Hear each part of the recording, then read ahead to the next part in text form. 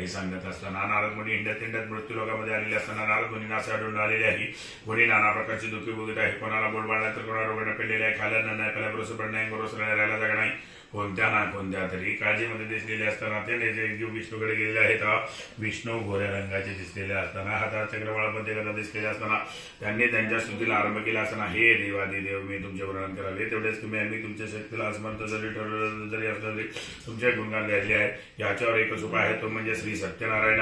श्री सत्यनारायण केल्यापासून माणूस आवडतो लवकरात लवकर दुःखातून असतो त्याला सुख प्राप्त होते. धंदा नोकरी व्यापार कुठे ना कुठे तरी गोष्ट हवी असल्यास ती काही परिपूर्ण काय होते. मग नारद मुनी म्हणालेले आहेत की मी इंडिया मृत्यू लोकांमध्ये गेलेले असताना नाना प्रकारचे दुःखी भोगलेले दिसलेले आहेत. कोणाला बोलबाळ नाही तर कोणाला रोगाने पिढलेले आहे. खायला नाही प्यायला पुरेसे पाणी नाही, अंगावर वस्त्र नाही, राहायला जागा नाही, कोणत्या ना कोणत्या तरी काळजीमध्ये दिसलेले आहेत. श्री भगवान विष्णू म्हणाले आहेत की याच्यावर एकच उपाय आहे तो म्हणजे श्री सत्यनारायण. श्री सत्यनारायण केल्यापासून माणूस ताबडतोब लवकरात लवकर दुःखातून होतो त्याला सुख प्राप्त होते. धंदा नोकरी व्यापार कुठली ना कुठली तरी गोष्ट हवी असल्यास ती काही परिपूर्ण काय होते. म्हणत म्हणलेले आहे की मी आपल्या सर्वांना हे प्रसादाचे सांगत आहे ते मात्र आपण शांत चित्त ऐकावे. गव्हाचा रवा न मिळाला तांदळाचा रवा घ्यावा, साखर न मिळाल्यास गुळ घ्यावा. आपण सर्व काही सव्वा शेर सव्वा पायली घेऊन आपल्या ऐपतीप्रमाणे घेऊन ब्राह्मणास दक्षिणा देऊन नमस्कार करावा. अस्तमानाच्या वेळेस भाऊ सर्व वगैरे पूर्ण हे सर्व काही श्री सत्यनारायण महाराजांचे पूजन करावे. तिने संध्याकाळी देवळामध्ये जाऊन देवाची पूजा करावी, गायीची पूजा करावी. नंतर सर्वांना काही बोलवावे.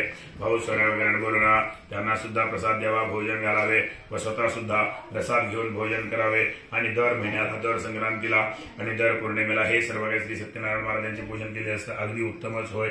इति श्री संस्कृत रेषाखंडांचा प्रथमी अध्यायासमोर अक्षर टाकून पाया पडायचा आहे. अक्षर टाकून नमस्कार करायचा, पुंडलीवर दूर ठेवला. श्री ज्ञानदेव तुकाराम पंढरीनाथ महाराज की जय. श्री सत्यनारायण भगवान की जय. श्री गणेशाय मातृकी अध्यायामध्ये मी आपल्या सर्वांना सांगितले त्यामध्ये आपण शांत चित्ताने एका वेळेस सांगितलेलं असं एका गावामध्ये गरीबाने दलित ब्राह्मणात त्याला वेळेवर अन्न पाणी सुद्धा काही मिळत नव्हते. तो अतिशय दुःखी आणि कष्टी असलेले असताना भगवान विष्णूने एके दिवशी परीक्षा भरण्यात ठरवलेले आहे आणि त्याला विचारले आहे की अहो ब्राह्मण महाशय तुम्ही कोण आहात. त्याने सर्व काही त्या ब्राह्मणाने आपली संपूर्ण काही व्यथा सांगितलेली आहे व त्या ब्राह्मणास सांगितलेले आहे की अहो ब्राह्मण महाशय तुम्ही श्री सत्यनारायण महाराजांची भगवान विष्णूची पूजा का करत नाही. बर म्हणाले आहे मी जर भगवान विष्णूचे भगवान विष्णूची पूजा जर केली तर माझ्याजवळ पैसा अडका सुद्धा नाहीये. मी 2 वेळची भिक्षा जरी मागितली तर 1 वेळेचे पोट देखील भरत नाही. मी काय बरे श्री सत्यनारायण महाराजांचे पूजन करणार. तू उद्या सकाळून श्री सत्यनारायण महाराजांचे पूजन करणार आहेस असं त्याला निश्चय दिलेला आहे, विश्वास दिलेला आहे, निश्चय दिलेला आहे, विश्वास दिलेला आहे. म्हणूनच त्याने सर्व काही श्री सत्यनारायण महाराजांचे पूजन करणार आहेत असा विश्वास दिलेला आहे. ते त्या ठिकाणी भगवान विष्णू गुप्त झालेले आहेत. त्याने सर्वकडे नजर फिरवलेली असताना त्याला कोणी सुद्धा पुढे दिसून गेलेले आहे.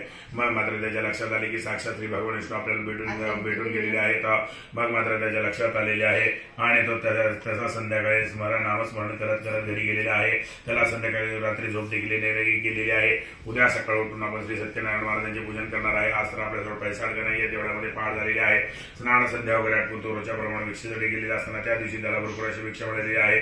त्याने त्याच भिक्षामधून तूप दूध गव्हाचा रवा उगत सर्व लागणारे साहित्य घेतलेले आहे. यथासांगविधीपूर्वक पूजा केलेली आहे. यथासांगविधीपूर्वक पूजा केलेली आहे व वरून आकाशाने हे ब्राह्मण तुझे कल्याण होईल. आता मात्र तो भिक्षेसाठी गेलेला असताना त्या दिवशी त्याला भरपूर अशी भिक्षा मिळालेली आहे. त्याने त्याच भिक्षेमधून तूप दूध गव्हाचा रवा उकळतो सर्व लागणारे साहित्य आणलेले आहे. यथासांगविधीपूर्वक पूजा केलेली आहे.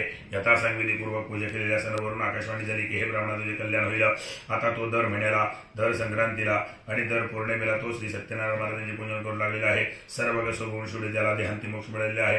तो वैकुंठाच्याच ठिकाणी गेलेला आहे. याच अध्यायामधील पुढे प्रमाणे गोष्टी म्हणजे एक मोळीवाला होता. तो रोजच्या प्रमाणे मोळी विकली चालली जात असल्याने अतिशय दुःखी व कष्टी झाले होता.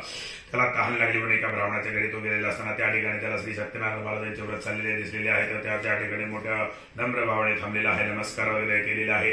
त्याने सुद्धा तीर्थप्रसाद घेतलेला आहे आणि तो सुद्धा विचार करू लागले की मी सुद्धा श्री सत्यनारायण महाराजांचे पूजन करणार आहे. आणि मोठे मोठे श्रीमंत लोक आता त्या ठिकाणी जाऊन तो गेला असताना त्याची एका तासामध्ये मोळी विकली गेलेली आहे. त्याने त्याच पैशामधून तूप दूध गव्हाचा रवा उपयुक्त सर्व लागणारे साहित्य घेतलेले आहे. याचा सांग विधीपूर्वक पूजा केलेली आहे आणि त्याच्या सुद्धा मुळीवाला आता पुढे जाऊ लागलेला असताना त्याची एका तासामध्ये मुळी विकली गेलेली असल्यामुळे त्याने सुद्धा त्याच पैशामधून तूप दूध गव्हाचा रवा उपयुक्त सर्व लागणारे साहित्य घेतलेले आहे आणि आता सांग विधीपूर्वक पूजा केलेली आहे त्याची सुद्धा हळूहळू गरिबीने सुरवलेली आहे। आज गावामध्ये तो एक असा प्रतिष्ठित व्यक्ती झालेला आहे, सर्व वर्ष शेवटी त्याला देहांती मोक्ष मिळालेला आहे, तो सुद्धा वैकुंठाच्याच ठिकाणी गेलेला आहे। हातामध्ये अक्षरा गेलेला अक्षर नमस्कार करता कुंडली वरदे विठ्ठल श्री ज्ञानदेव तुकाराम पंडितनाथ महाराज की जय, श्री सत्यनारायण भगवान की जय।